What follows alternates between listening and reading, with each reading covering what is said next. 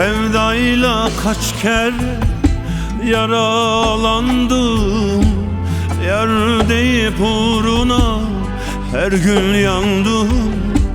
Bir soğuk namluyla bir beyaz kefeni giyme aşkıyla göze aldım.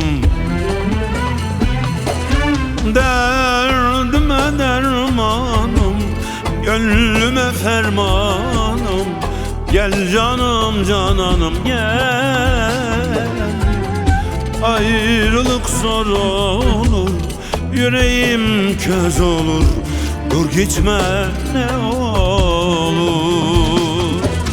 Derdime dermanım, gönlüme fermanım, gel canım cananım gel.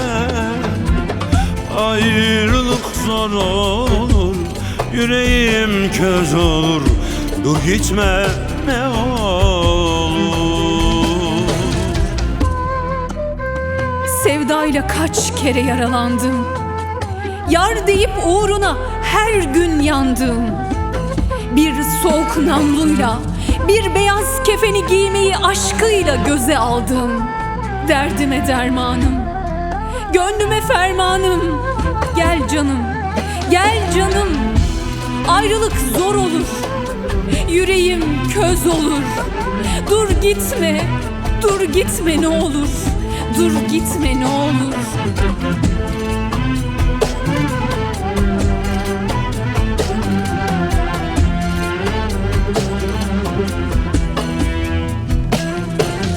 Canımı vermişken ben aşkın için terk edip gittin sevgilim niçin? Her gece ağladım elimde resmin, geri dön çarem ol Allah'ın için. Derdime dermanım, gönlüme fermanım, gel canım cananım gel. Ayrılık zor olur, yüreğim köz olur, dur gitme ne olur.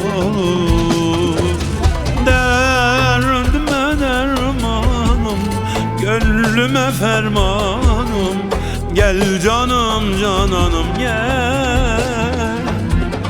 Ayrılık zor olur, yüreğim köz olur, dur gitme ne olur.